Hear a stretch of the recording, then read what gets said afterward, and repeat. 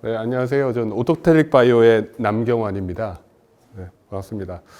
저는 이제 CMC에 대해서 말씀드린다고 했는데요. 이제 CMC가 그러니까 신물질 하시는 분은 이제 생소할 수도 있고요. 그래서 저희가 아까 소개하실 때 잘하는 법 이렇게 말씀을 해주셨는데 사실 전문적으로 들어간 건 아니고 그냥 이런 게 있다. 이제 소개 정도 일단 말씀을 드려야 될 것 같습니다. 그래서 저는 뭐 원래 이제 보령제약하고 삼륜제약에서 신제품 개발하고 이런 이제 CMC 관련 일을 계속 진행했었고요. 최근에 오토텔릭 바이오에 합류하게 됐습니다. 네, 만나 뵙게 돼서 반갑습니다. 그래서 이제 CMC 이제 모르실 수도 있는데요. CMC 뭐 이제 많은 용어가 있는데 CMC 제약 쪽에서 CMC를 얘기를 하면 이게 CMC는 Chemistry Manufacturing Control의 약자예요. 그래서 이제 여기 이제 한글로 이제 풀어놨는데요. 의약품 개발 과정에서 의약품 품질과 연관된 연구 개발 및 제조 공정이 일관성 있게 조절 및 관리되고 있음을 문서화한다. 이제 문서화하는 게 이게 제약 쪽은 뭐 어떻게 됐든 이제 레귤레이션이랑 관련이 있어요. 이제 레귤레이션이랑 관련이 있어서 식약처에서 승인을 내줘야지만 나중에 커머셜라이즈 될 수 있거든요. 그래서 꼭 문서화를 해야 되고요. 이 문서화하는 목적은 항상 일관성 있게 신약이 그렇잖아요. 신약이 이제 유효성과 안전성을 평가를 하는데 임상이나 비임상을 통해서 평가를 하는데 처음 초기 단계부터 개발된 약이 커머셜라이즈 될 때까지 어떻게 일관성 있게 품질이 유지돼야지만 그 안전성과 유효성이 유지되는 걸로 보기 때문에 요걸 철저하게 캐릭터라이즈 해가지고 문서화하는 게 굉장히 중요한 관건인 것 같습니다. 그래서 케미스트리는 이제 그 물리화학적 특성 규명에 대한 부분이고요. 이제 매뉴팩처링은 이제 제조에 대한 제조가 일정하게 예를 들어서 임상 1상부터 커머셜라이즈 된 것까지 어떻게 일정하게 아니면 이제 또 개선된다든지 개선되면 어느 정도 개선이 됐는지 그게 잘 컨트롤 돼야 되는 거고요. 이제 컨트롤이라 하면 그 물질 초기 물질부터 해서 그 들어가는 첨가제 아니면 이제 그 중간중간 단계 제조 공정마다 들어가는 물질들이 어떻게 컨트롤되고 어떻게 관리되고 어떤 규격으로 관리되고 그런 것들이 컨트롤이 일관적으로 되는지 그걸 이제 문서화하는 하나의 과정입니다. 그래서 여기 빨간 글씨로 했는데 지속적인 제품 품질의 균질성과 균일성이 어떻게 확보되고 있는지 이제 문서화하는 게 이게 CMC의 다 역할입니다. 그래서 여기 초기 디벨롭먼트 단계에서 커머셜 단계까지 다 도큐멘테이션이 돼야 되고 일정하게 관리가 돼야 되는 게 관건입니다. 그래서 최근에 이게 작년 얘기예요. 작년에 그 발설탄 관련해서 한번 이제 발암물질 여기 보시면 이제 NDMA 때문에 한번 식약처에서 한번 발칵 뒤집혔죠. 그래서 이런 게 발암물질이 이제 검출됐다고 해서 한번 이제 문제가 됐었어요. 그래서 그때도 한번 식약처 한번 이제 잠정 중단했다. 고혈압약 잠정 중단했다가 요거 NDMA 같은 경우는 굉장히 미량 들어있는 거라서 예전에는 아예 디텍션 할 수 있는 기술도 없었을 거예요. 근데 이제 0.3 ppm, 0.3 ppm 이 정도일 거예요. 근데 최근에 문제가 돼서 잠정적 발암성 물질이다 해서 한번 문제가 됐었어요. 근데 이거는 이제 어느 정도 해결이 돼가지고 지금 잘 판매가 되고 있어요. 이제 컨트롤을 그 이하까지 예를 들어서 뭐 0.3 ppm 이하로 관리만 되면 이제 유지가 될 수 있게 돼 있어요. 그래서 식약처에서 작년에 이렇게 아예 풋모커가 넣을 때부터 이렇게 잠재 위험물질이 이렇게 있으면 안 된다. 요런 도큐멘테이션까지 하게 다 돼 있어요. 그래서 신약을 NDA 하게 되면 그것까지 다 관리하게 돼 있습니다. 비슷한 스토리인데 다시 한번 또 터졌어요. 이게 동일한 물질인데 가장 많이 쓰는 제산제는 아니고 이제 위산분비억제제 라니티딘에서 동일한 이슈가 또 터졌어요. 그래서 여기 보면 똑같은 물질이거든요. NDMA. 그래서 요게 라니티딘에서 검출된 거예요. 이제 검출됐는데 이게 양이 그러니까 발설탄 같은 경우는 제조 공정에서 그게 이제 그 용매랑 만나면서 이런 물질이 생겨서 이제 제조 공정에서 관리를 하면 어느 정도 이제 해결이 됐는데 그 라니티딘 같은 경우는 사실 물질 자체 구조가 NDMA가 생성될 수밖에 없는 구조예요. 그래서 이 부분 같은 경우는 거의 이제 요 물질 자체가 옛날 80년대에는 거의 이제 전 세계에서 제일 많이 파는 약이었었거든요. 근데 거의 회수되다시피 했어요. 그래서 거의 이제 그 시장에서 거의 퇴출됐어요. 국내에서는 이제 라니티딘 제제는 다 회수됐습니다. 그래서 요것도 0.16 ppm, 0.16 ppm, ppm 단위라고 하면 이제 감이 안 오실 수도 있는데 ppm이 1000 ppm이 0.1%예요. 근데 이제 0.1 몇 ppm 이렇게 관리를 하라고 그러니까 이게 사실 분석 기술이 없으면 관리하기도 힘들거든요. 근데 이제 사실은 이런 걸 다 규명하는 게 CMC의 일부고요. 이제 나중에 이렇게 기술이 발전하면서 CMC 이슈 때문에 발매가 중단된 경우도 있어요. 그래서 사실 이제 신약 개발 단계부터 이런 게 다 선행이 돼야 됩니다.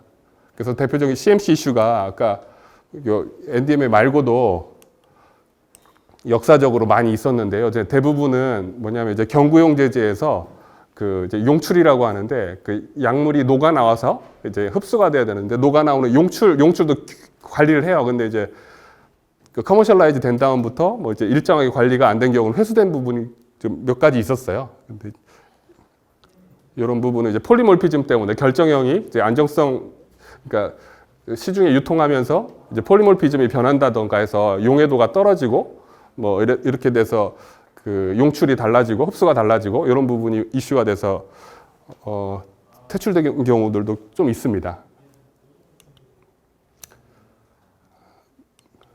그래서 그 CMC 요건들이 있는데 CMC들이 그러니까 뭐 사실은 다 아직 캐릭터라이즈나 뭐 이게 끝도 없어요. 사실 끝도 없는데 이게 다 레귤레이션하고 관련이 있거든요. 레귤레이션이 이제 식약처에서 이 부분을 검토를 하고 승인을 내줘야지 이제 제품이 발매될 수 있는 거거든요. 그래서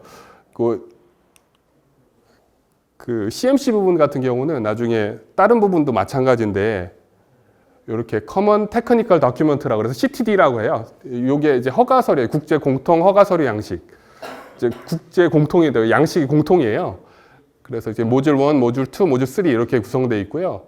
그 우리나라도 2010년도부터 이게 도입이 됐어요. 그래서 품목허가 넣을 때는 이런 식으로 작성을 해서 그 식약처에 제출을 해야 됩니다. 근데 이제 CMC 관련된 부분은 이렇게 모듈 3, 2에서 요게 뭐냐면 이제 모듈 1, 2, 3가 뭐냐면 요 도큐멘트 넘버인데요. 그냥 이제 도큐멘트 모듈 1 같은 경우는 그냥 이제 표지 부분이고 모듈 2는 전체적인 썸머리. 여기서 보면 이제 퀄리티 오버럴 서머리 요 부분이 CMC 그냥 요약 부분이에요. 이제 모듈 2가 요약 부분. 그리고 non-clinical 이제 비임상 부분, 클리니컬은 임상 부분. 요런 부분이 다 그 식약처 문서화돼서 들어가는데 모듈 2는 요약 부분.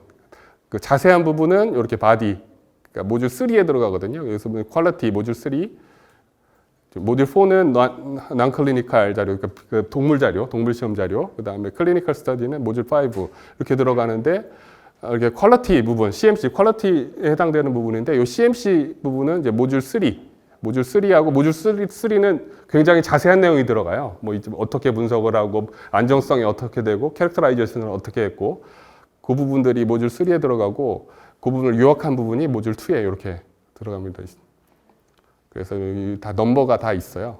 나중에 제품화 허가를 받기 위해서는 이 부분을 해야 되는데 그 이제 그 일관성을 보이기 위해서라도 이제 식약처에서는 굉장히 꼼꼼하게 봐요. 그래서 로 데이터가 들어가는 부분도 많이 있어요. 그래서 이제 그 모듈 여기 보시면 이게 드럭 서브스탄스하고 그러니까 CMC 부분은 이제 드럭 서브스탄스가 원료에 대한 부분, 그 다음에 드럭 프로덕트가 완제품에 대한 부분, 이런 부분이 이제 다큐멘테이션에서 들어가야 돼요, 식약처에. 그래서 그 모듈, 그러니까 아까 그 모듈 2에 있는 거는 서머리, 그다음 모듈 3는 자세한 정보. 이제 어떻게 보면 그 자세한 정보 중에 로 데이터까지 들어가는 부분까지, 그러니까 실험실 로 데이터까지 다 들어가는 부분이 있고요. 그리고 이제 이 구성이 어떻게 되나 보면 이제 크게는 이렇게 되고요. 크게는 이렇게 되는데 또 세부 내용들이 또 다 있어요. 이제 예를 들어서 제너럴 인포메이션은 이 약이, 그러니까 이건 원료에 대한 부분이니까 이 약이 뭐 어떤 기전이고 뭐 어떤 구조를 가지고 있고 뭐 이런 거 대략적인 뭐 어떤 클래스에 속하고 이런 대략적인 인포메이션이 들어가고요. 그다음에 이제 이쪽에서 매뉴팩처에 어떤 식으로 제조된다. 그리고 캐릭터라이제이션은 어떤 식으로 물리화학적인 특성을 규명을 했다. 이런 부분. 그리고 이제 이거는 원료니까 원료 컨트롤을 어떻게 한다. 기준을 어떻게 잡고 어떻게 시험을 하고 그런 방법들이 들어가고요. 이제 레퍼런스 스탠다드는 이게 이제 스탠다드가 있어요. 요 스탠다드를 통해서 나중에 커머셜하게 나오는 제품들을 다 이제 컨트롤 하거든요. 이제 그 스탠다드에 대한 부분.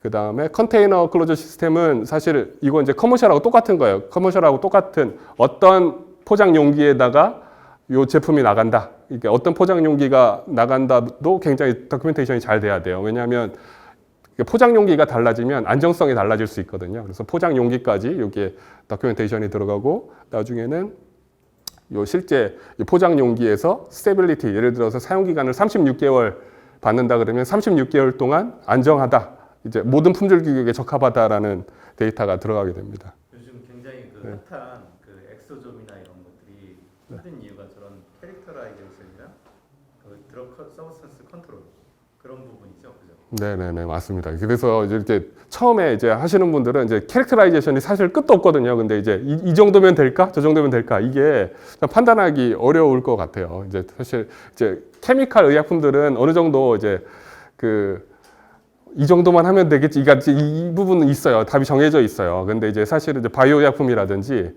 천연물이라든지 이렇게 아까 엑소점이라든지 뭐 앞타모라든지 뭐 올리고뉴클레오타이드라든지 뭐 이런 거 새로운 물질들은 사실 이제 국제적으로 뭐 딱 규격도 없고 어느 정도까지 해야 되는지가 이게 굉장히 이슈입니다. 식약처랑 계속 상의를 해야 될 것 같아요.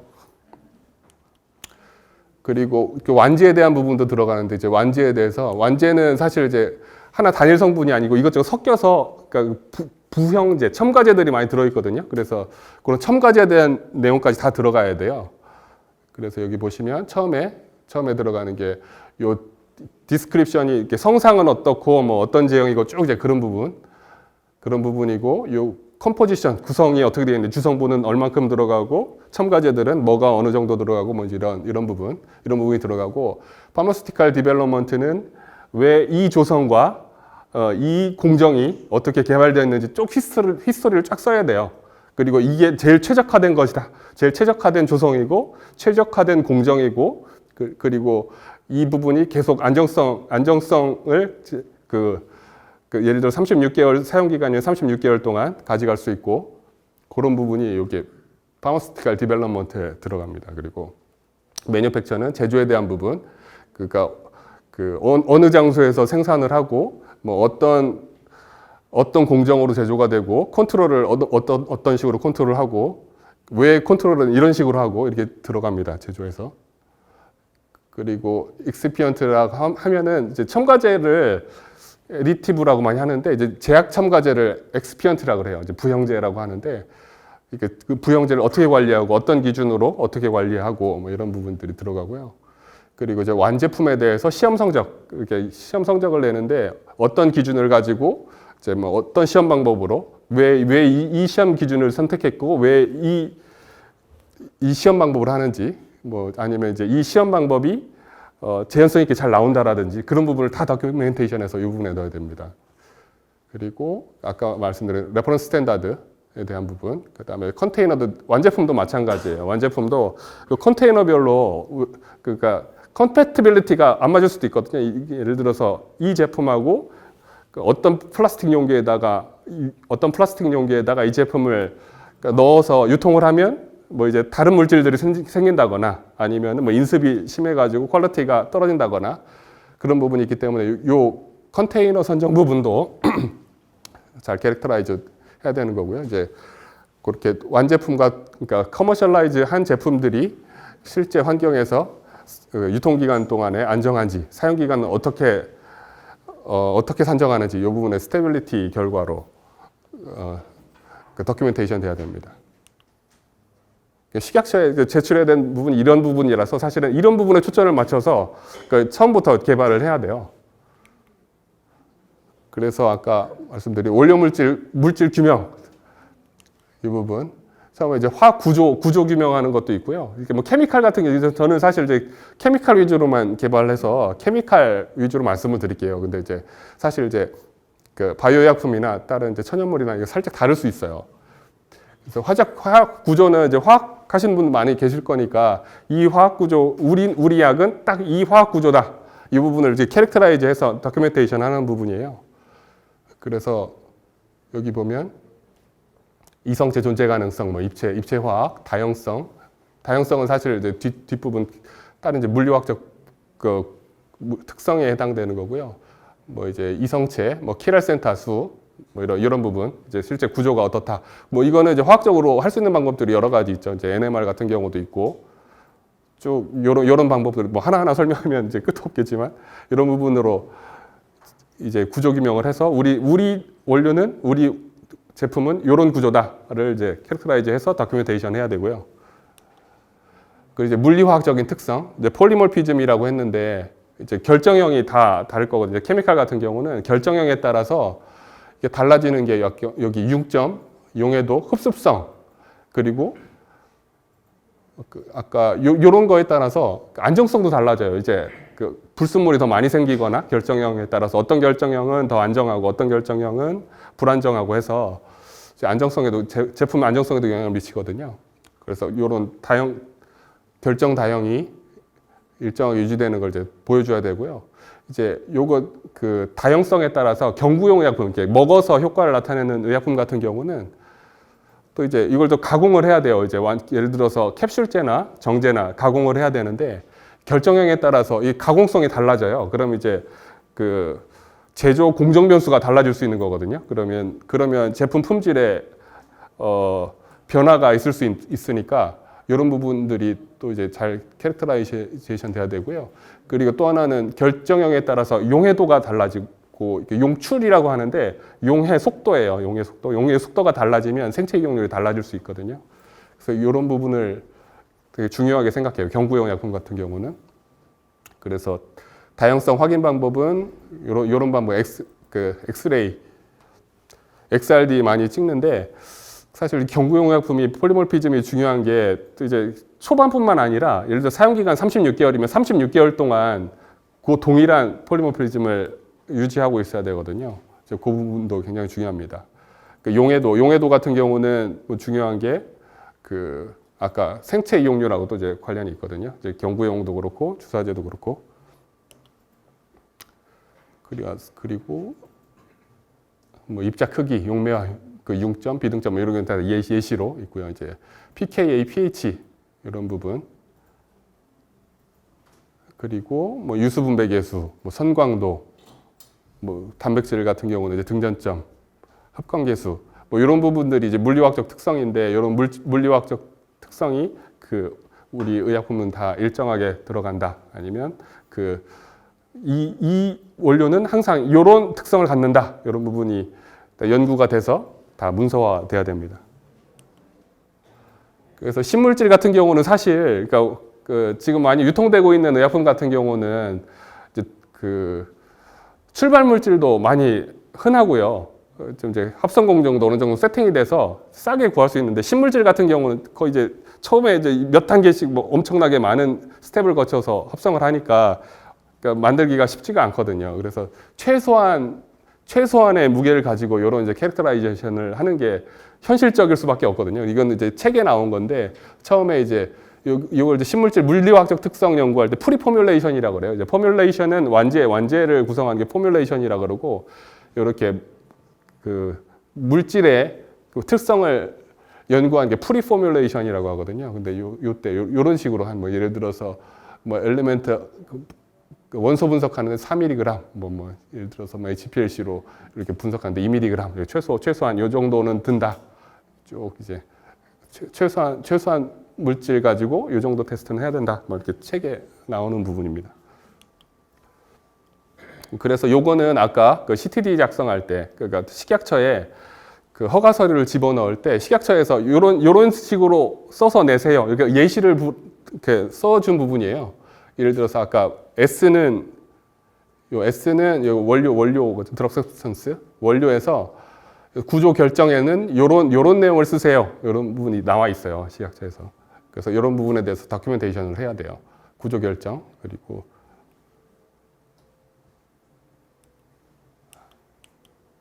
그리고 또 중요한 부분이 순도, 임퓨리티가 우리는 어느 정도 관리가 되는지. 임퓨리티라 하면 이제 여러 가지가 있을 수 있는데 분해 산물이 될 수도 있고요. 제조 공정 중에 혼입될 수 있는 경우도 있고요. 제조 공정 중에 용매로 들어갈 수도 있고, 이걸 다 합쳐서 impurity 아니면 유연 물질이라고 하거든요. 여기서는 그러니까 영어로는 뭐 related substance라고 하는데 관련된 물질, impurity뿐만 그러니까 그 분해산물뿐만 아니라 여러 가지 제조 방법에서 들어갈 수 있는 모든 걸 통틀어서 이제 뭐 순도 impurity 아니면 이제 유연 물질, 그 관련된 모든 물질 이런 부분들이 혼입될 수밖에 없거든요. 근데 이제 어느 정도 낮게 컨트롤을 해야 되는지 그런 부분에 대해서 다 이제 다큐멘테이션을 해야 되고요. 아까 얘기했던 잠재 유전 독성 물질, 발암성 물질, 아까 NDMA처럼 그런 부분에 대해서도 이제 여기에 그 고찰해서 쓰게 돼 있어요. 그러니까 순도는 사실 요게 원료 순도 임퓨리티는 어느 정도나 가지고 가야 되냐? 요것도 규정이 있어요. 이게 ICH 가이드라인이라고 하는데 이게 전 세계적으로 다 거의 통일된 기준이에요. 이제 일일 투여량에 따라 달라지는데 뭐 일일 투여량이 2g 이하인 경우, 일일 투여량이 2g 이상인 경우에 따라서 어디까지는 이렇게 보고 이렇게 0.005%까지 있습니다. 이제 구조를 안 밝혀도 돼요. 이건 이제 0.005%까지 끼어 있습니다. 그리고 어떤 예를 들어서 0.1% 2g 이하이고 0.1%를 넘어가면 이제 구조를 규명하게 돼 있어요. 이 물질은 어떤 물질입니다. 이렇게. 그리고 이제 규격도 0.1% 이하로 관리해야 됩니다. 이런 식으로 문서화하게 돼 있어요. 그리고 예를 들어서 0.15% 이상 되면은 안전성, 그러니까 독성 자료까지 내야 됩니다. 이게 단해 투여 독성, 반복 투여 독성 이런 자료까지 내야 돼요. 그러니까 최대한 이런 물질이 안 나오게 하는 게 좋고요. 만약에 이런 물질이 있을 수밖에 없다 그러면 그 동물 실험으로 독성 자료까지 내야 됩니다. 여기 있죠. 원료에 대한 부분 간략하게 이렇게 말씀드렸고요. 완제품에 대해서는 사실 이제 어떻게 관리를 하는, 완제품을 어떻게 만들고 어떻게 관리하느냐 이제 말씀을 드리면 이제 처음에 이제 완제품 목표 설정부터 해야 되죠. 이제 원료를 다 만들었으면 이 원료가 이제 TPP라고 하는데 이건 이제 신약 개발하면 이제 많이 있어요. 이 약 가지고 어떤 효과를 가지고 어떤 환자들에게 투여하겠다. 뭐 이제 그런 TPP 타겟 프로덕트 프로파일이 있고요. 거기에 따라서 퀄리티 타겟 프로덕트 프로파일 요게 이제 완제에 대한 이제 목표가 되는 거죠. 그러니까 완제는 어떤 품질 목표를 가지고 가겠다. 이런 부분을 잘 정해야 되고요. 그 다음에는 크리티컬 퀄리티 어트리뷰트로 해서 그 핵심 품질 항목, 주요 품질 항목은 어떤 걸로 가져가겠다. 그러면 이 제품의 스펙이 나오는 거거든요. 이제 기준. 이런 부분을 만들어가는 부분이에요. 그래서 뭐 예를 들면 경구용약 같은 경우에는 경구용약으로 만들고 어떤 적응증에 쓰겠다. 이렇게 TPP 예시를 그냥 써놨는데요. 이런 부분은 이제 우리 약은 요런 약으로 개발을 하겠다. 처음에 이제 요런 게 써야 되고요. TPP를 설정해야 되고. 그 다음에 이제 QTPP는 요 이제 좀 더 구체화된 품질 항목이에요. 예를 들어서 경구로 개발하겠다 그러면 함량은 얼마로 해야 되겠고, 이제 퀄리티 항목이죠. 이제 얼마로 개발해야 되겠고, 뭐 이제 함량은 어느 정도로 해야 되겠고, 95%에서 105%로 관리하겠다. 뭐 이런 거고, 뭐 경도, 이게 하드니스는 얼마로 가져가겠다. 이런 이제 퀄리티 프로파일을 또 목표를 설정을 해야 되고요. 아까 그 TPP에 맞게. 거기에 따라서 이 목표에 맞게 이제 그 완제품을 만들어서 이 품질 항목에 맞도록 개발을 해 나가게 돼 있습니다. 그래서 제형 선정하는 데는 그냥 일반적인 얘기밖에 지금 들을 수가 없는데 이것도 굉장히 복잡하긴 한데, 그래서 제형을 이제 투여 경로에 따라서 뭐 이제 오랄로 할 것이냐, 직장으로 할 것이냐, 뭐 이제 토피칼로 이제 그 피부에 바르거나 뭐 이런 식으로 할 것이냐, 이렇게 분류해서 하는 방법도 있고, 그 다음에 이제 제형에 따라서 이제 그 고형제로 할 것이냐, 반고형제로 할 것이냐, 액상으로 할 것이냐, 이런 부분도 있고요. 이제 이런 부분은 아까 그 TPP에 맞게 그 제형을 선정해서 이 제품에 맞는 이제 제형 연구가 들어가야 돼요. 제형 연구도 사실 이제 그 옵티마이제이션 하는 방법이 있는데 여기서 이제 간략하게밖에 좀 말씀드릴 수가 없을 것 같아요. 그래서 제형 설계할 때는 아까 그 약 동력학적인 그 약효에 맞게, 그러니까 어떤 목적을 가지고 이 약을 개발하는지에 따라서 제형을 설계해야 되겠고요. 예를 들어 국소적으로 작용하는 약을 만든다 그러면 전신 흡수보다는 국소적으로 작용하게 제형을 설계를 해야 되고요. 그리고 물리화학적인 성질, 예를 들어서 뭐 이제 용해도라든지 분배계수에 따라서 그리고 이제 아까 첨가제 그 약첨가제 부영제라고 하는데요. 부영제하고 약물하고 상호작용도 고려를 해야 되고요. 제적인 특징은 이렇게 그 투여 경로, 그리고 생물약제약은 어느 정도 흡수도를 가지고 가게 제형을 설계할 것인가, 빠르게 흡수되게 할 것인가, 서서히 흡수되게 할 것인가, 이제 그런 부분도 고려했고, 그리고 환자 측 측면에서는 뭐 가격도 싸야 되고, 뭐 이제 우리가 그 완제 구성할 때는 최소한 단가로 제조할 수 있게 공정이라든지 그 아까 첨가제라든지 그런 부분을 선정을 해야 되고요. 그리고 제조 공정적인 측면은 이제 대량 생산에 적합한 제조 공정을 고려를 할 수밖에 없고요. 이런 부분이 고려가 돼서 제형이 설계가 돼야 됩니다. 그리고 이제 제형 중에 여러 가지 아까 말씀드렸지만 뭐 환자들이 가장 많이 선호하고 이제 일반적으로 제일 많이 선호되는 제형은 이제 알약 같은 경구용 제제예요. 그 경구용 내용 거용제, 경구용 내용 고용제라고 하는데 먹을 수 있는 정제가 가장 많이, 왜냐하면 이제 먹기도 제일 먹는 게 가장 주사 맞는 것보다는 훨씬 더 간편하고 알약으로 만든 게 제일 컴팩트하고요, 안정성도 제일 좋고요. 그래서 경구용 제제를 가장 많이 선호하게 되는데, 경구용 제제는 이제 몇 가지 고려해야 될 사항이 있어요. 이제 처음에 그 알약을 먹게 되면, 여기 알약을 먹게 되면 물에 들어가서 이게 부서져야 되거든요. 붕해라 그러는데, 이게 붕해가 되고, 붕해돼서 이게 붕해가 다 부서지는 거냐, 물리적으로 부서지는 건데, 물리적으로 부서졌다고만 해서 이게 흡수가 되는 게 아니고 물에 녹아 나와야 되거든요. 이제 물에 녹아 나와야 되고, 그리고 이제 물에 녹아 나온 게 실제 그 생체막을 투과해서 흡수가 돼야 되거든요. 이제 요걸 다 고려를 해야 돼요. 이제 사실 붕해만 알약을 만들어서 깨지기만 하면 되는 게 아니고 실제 물에 녹아 나와서 흡수가 되는 형태로 나오게까지 포뮬레이션을 해야 됩니다.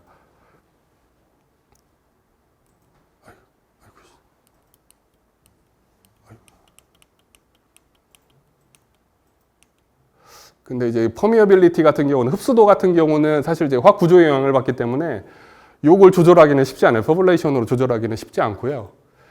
그리고 이제 녹아 나와야 되는 부분은 물리적인 용해도로, 그러니까 원래 이제 화학 구조가 가지고 있는 절대 용해도가 있지만 물리적으로 과포화를 시킬 수는 있거든요. 과포화 시켜서 빠르게 나왔다가 다시 서서히 그 용해도가 떨어지게 그런 부분을 만들 수 있어요. 물리적으로.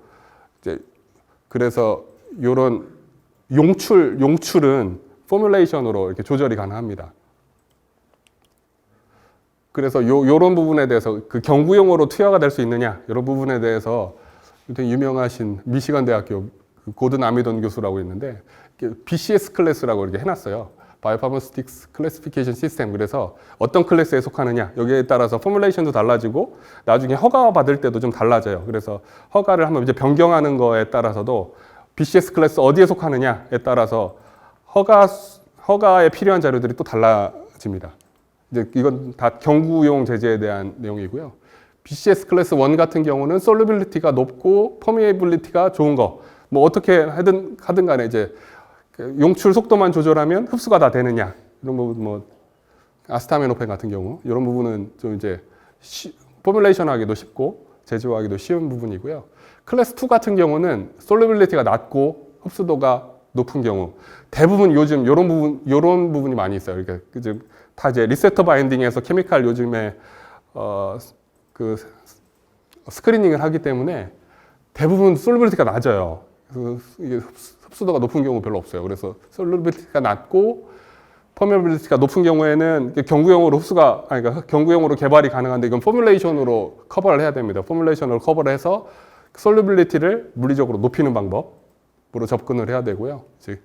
클래스 3 같은 경우는 흡수도가 너무 수용해도가 너무 높으면은 사실 이제 막 투과가 쉽지 않거든요. 그래서 그런 부분 같은 경우는 사실 포뮬레이션을 커버하기가 힘들어요. 인핸서 같은 걸 쓸 수는 있긴 한데 이런 부분이 힘들고, 클래스 4 같은 경우는 low solubility, low permeability는 이제 경구용으로는 사실 개발하기가 힘들어요. 아니면 포텐시가 굉장히 높아가지고 조금만 흡수되더라도 효과가 있다 그러면 개발은 가능한데, 요 이제 클래스가 이렇게 클래스를 나눌 수 있다, 뭐 이제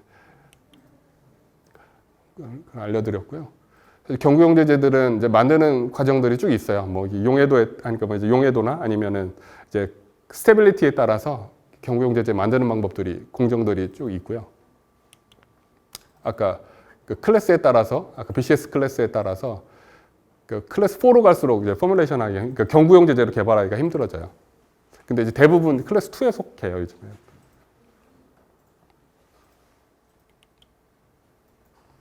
그래서 이제 나중에 포뮬레이션을 한다, 이게 완제품으로 만든다고 할 때 첨가제를 쓰게 돼 있거든요. 어떤 첨가제를 써야 되느냐, 어떻게 써야 되느냐, 그런 부분에 대해서도 사실 아무 첨가제나 쓸 수가 없어요. 그 약에 쓸 수 있는 첨가제들이 거의 대부분 정해져 있어요. 그런데 정해져 있지 않은 첨가제를 쓰면 사실 그 첨가제에 대한 독성까지 규명을 해야 됩니다. 그래서 첨가제 이렇게 대한민국 약전이라고 공정서라고 해요. 식약처에서 이렇게 기준서를 마련해 놓은 게 있어요. 이제 공정서가 있는데 이 공정서에는 이런 게 이제 첨가제로 쓸 수 있습니다 하고 이제 나온 게 있고요.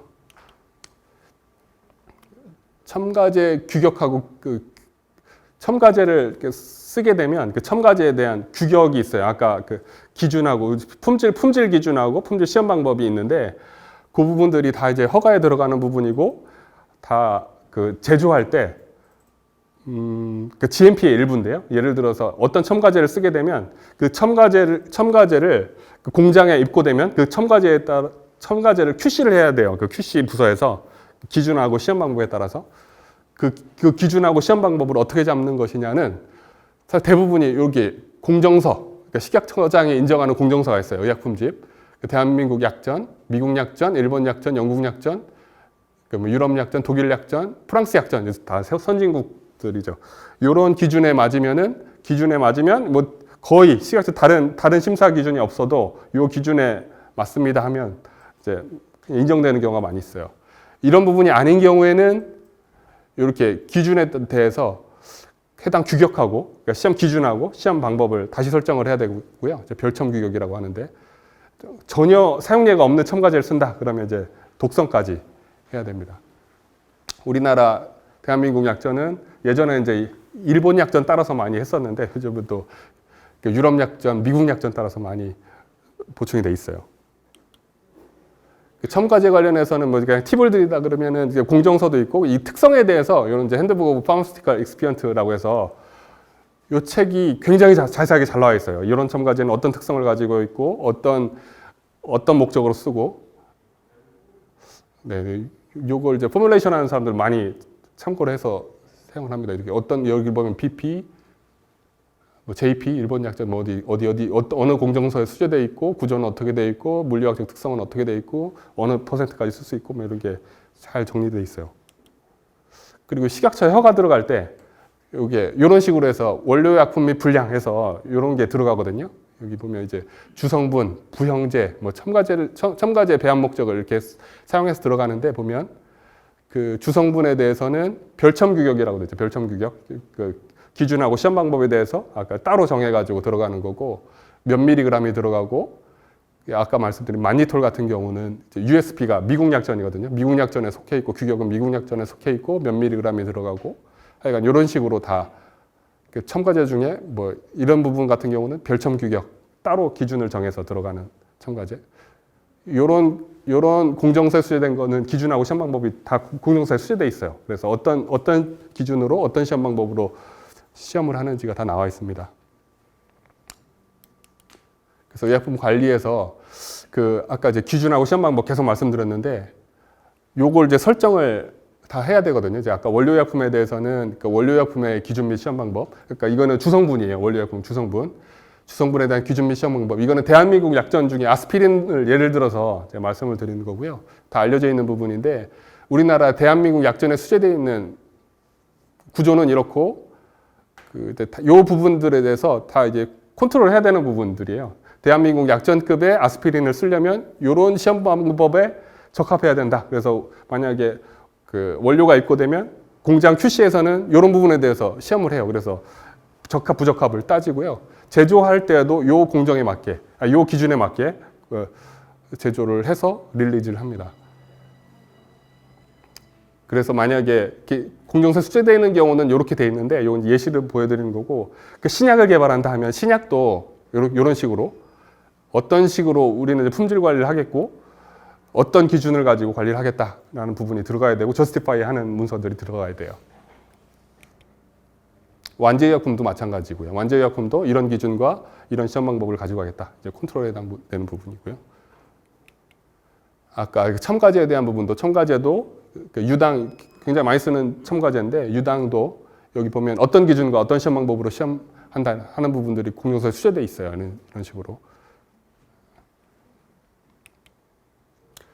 그래서 어떤 기준하고 어떤 시험 방법을 해야 되느냐 이것도 가이드라인이 있어요. 그래서 원료 같은 경우는 원료약품, 완제약품이 있는데 요런 실험을 해야 된다 이런 부분들이 있어요. 그래서 동그라미는 무조건 해야 된다. 그리고 X는 안 해도 된다. 세모는 해도 되고 안 해도 되는데 거의 해야 돼요. 이런 부분들은. 이런 부분들을 기준 및 시험 방법을 다 작성을 해야 되는 거고요. 이거는 이제 완제의약품인데 완제의약품에서는 요런 실험을 해야 됩니다. 그러니까 이게 제형별로 있어요. 제형별로. 예를 들어서 뭐 주사제 같은 경우는 꼭 엔도톡신 시험을 해야 됩니다. 뭐 무균 시험을 해야 됩니다. 이런 게 정해져 있습니다. 그래서 제형이 여러 가지가 있는데 제형에 따라서 무조건 필수적으로 설정해야 되는 시험들이 있습니다.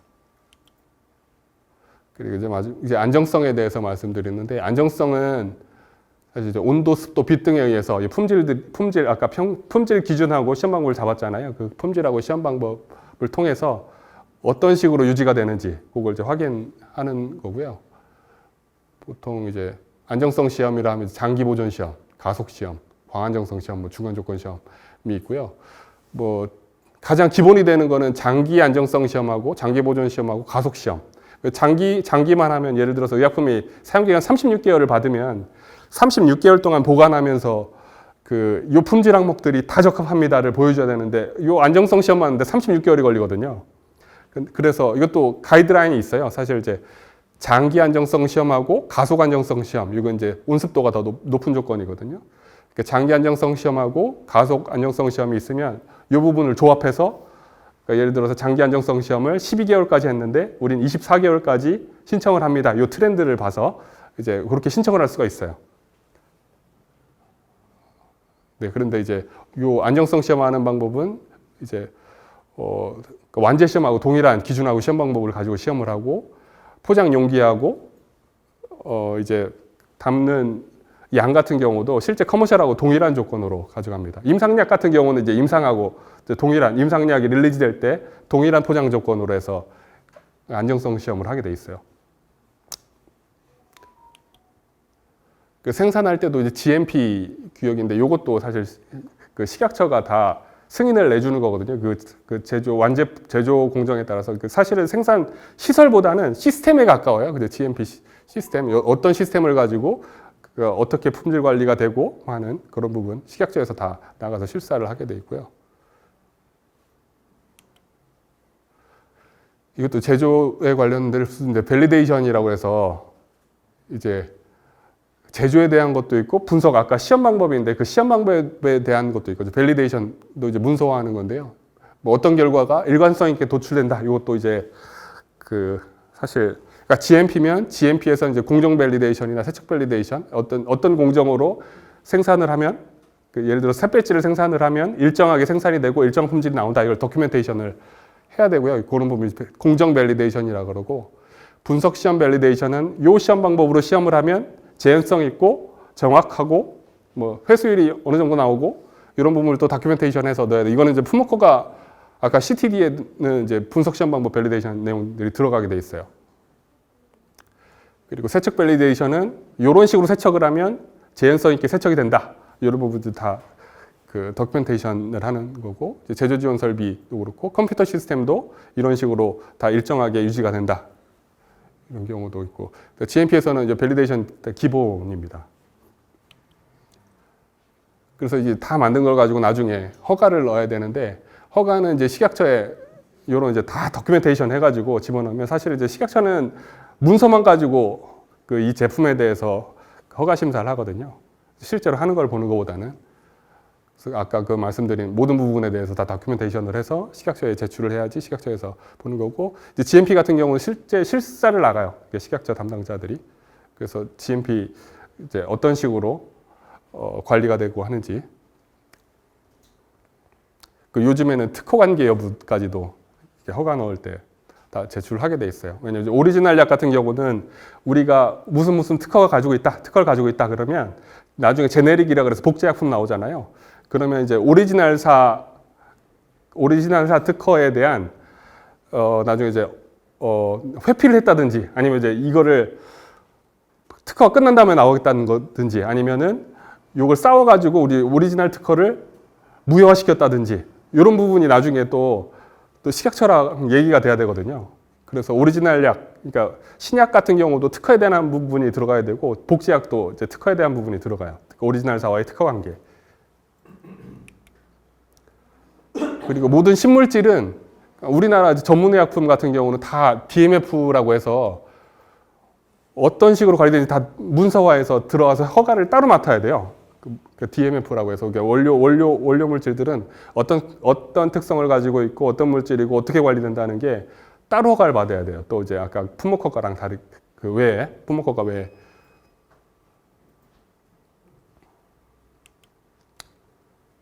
이게 지금 마지막 슬라이드인데요. 이제 처음에 지금 뭐 사실 이제 소개만 드린 거고요. 이제 자세한 내용들은 또 굉장히 또 복잡해요. 이제 이런 부분들이 CMC라는 거고. 처음 이제 페이스 1부터 해서 제품이 발매될 때까지 이런 품질 항목들을 각 단계별로 이렇게 관리를 해야 된다라는 부분들을 이제 이 책에 있는 부분을 제가 인용한 거예요. 근데 사실 이제 처음에 그 페이스 1 할 때부터 이런 특성을 가지고 있어서 바이오파머스틱스는 아까 BCS 클래스 말씀드렸다시피 이런 특성을 가지고 있어서 아니면 이제 이런 물리적 특성을 가지고 있어서 이런 식으로 포뮬레이션해서 이런 식으로 임상약을 만들겠다부터 해서 그게 완제품까지 계속 이제 이어지는 거거든요. 나중에 이제 프로세스 밸리데이션까지 요 제품이 일정하게 생산된다까지 프로브하는 것까지 요게 CMC에 해당되는 부분입니다. 네, 제가 준비한 부분 여기까지입니다. 네, 감사합니다.